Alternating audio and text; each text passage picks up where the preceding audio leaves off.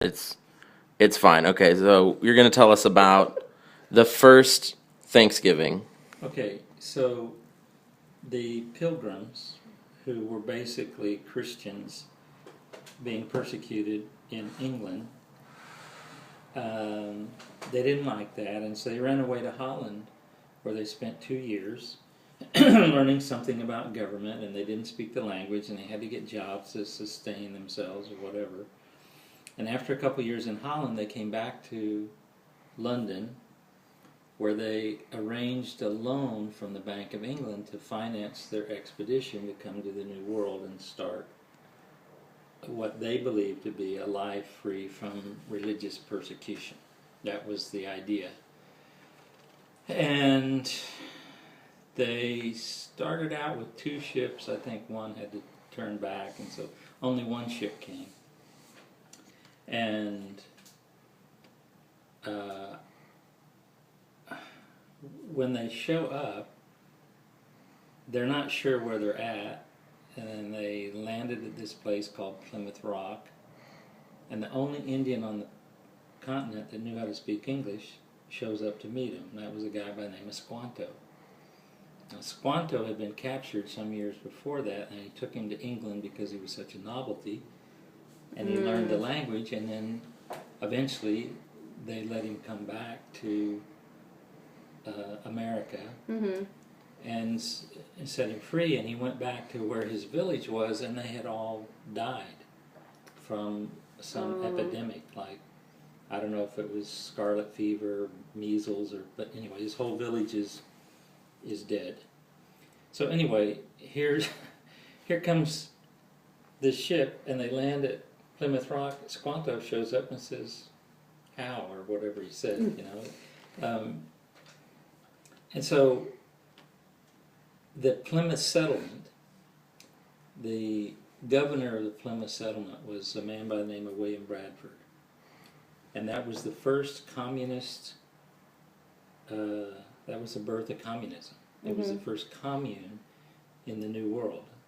Commune meaning that we hold everything in common, and everybody contributes as to his ability, and everybody receives as based on their need. And so there's no private property or anything. Well, the people who were lazy realized they got to eat as much as the people who were industrious. And so the lazy people didn't work, and the industrious people did. And the first winter, half of them starved to death, because this is very severe winter up there, and there's no running to 7-Eleven to get a pack of cigarettes or what. No, so the first winter, half of them starved to death. So William Bradford, the second year, decided that this form of government, this commune concept, was an abysmal failure. So he allotted each of the family their own plot of land, and he told them, you can keep the fruits of your labor. In other words, you have an incentive to work hard because you get to keep the profit, as opposed to the commune system where you're supposed to work hard for everybody's benefit, and the slackers over here are getting the benefit. Screwing it up. Yeah. And so the second year,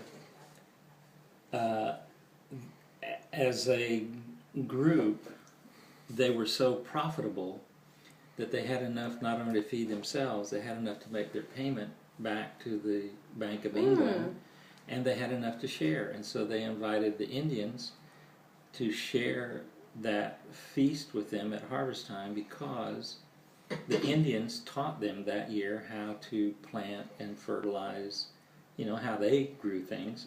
And so based on that help that Squanto arranged for them, they were very profitable the second year, and that's actually the first Thanksgiving was the second year, not the first year. Yeah, that makes and that's sense. why they did that. But there is a book called The Plymouth Settlement, and the author of the book is William Bradford, the governor of the Plymouth Settlement. He wrote that book, so he is in truth an eyewitness of that whole event, and he tells how the whole thing, from their arrival they swore this was referred to in history as the Mayflower Compact. And the Bible that they used to swear that oath on was the Geneva Bible, of which I have a copy of. But it's interesting. These guys, they're very religious people, and their pastor died at one point. Mm. And so they sent back to England to send another pastor. Well, it's not a simple thing like just send us a replacement guy.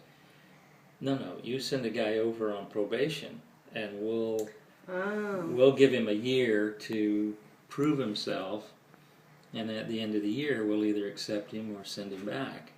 And so it wasn't a decision that they took lightly to get a new pastor for their congregation.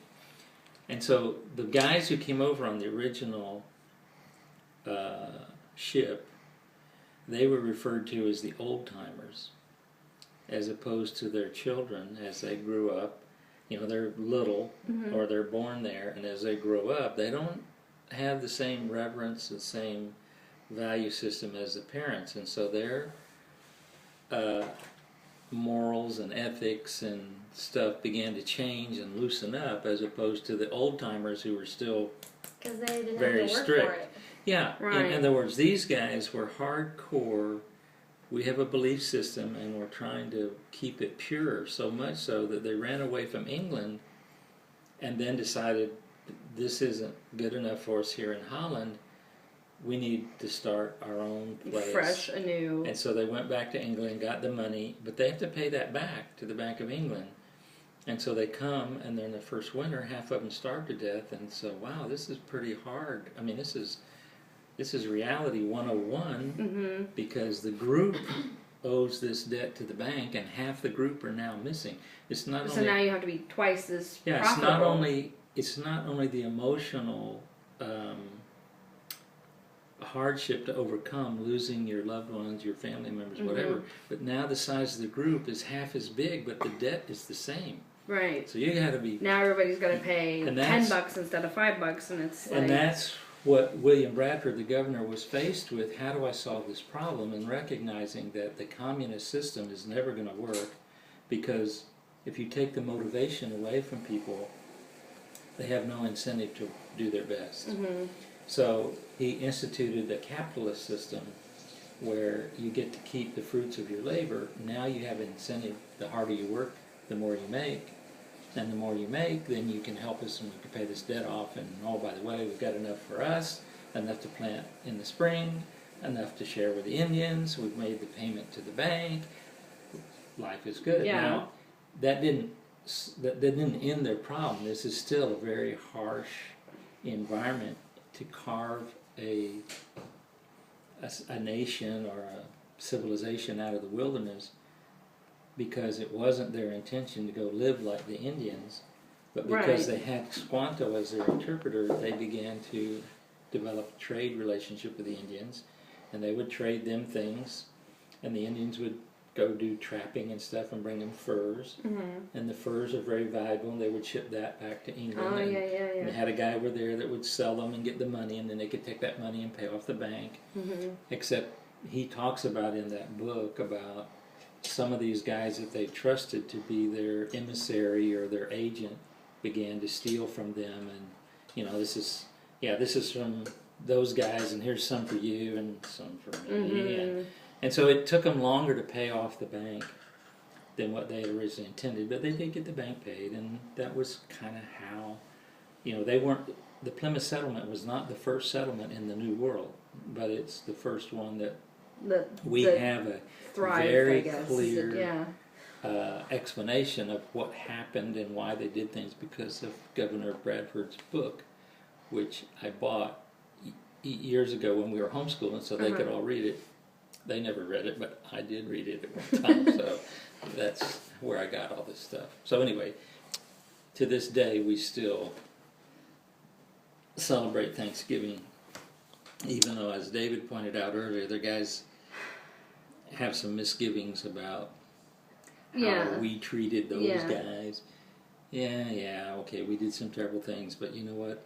That wasn't me. I wasn't there right. then. Well, and the initial And they did some terrible things Thanksgiving too. was not, Yeah. you know, Well, it wasn't.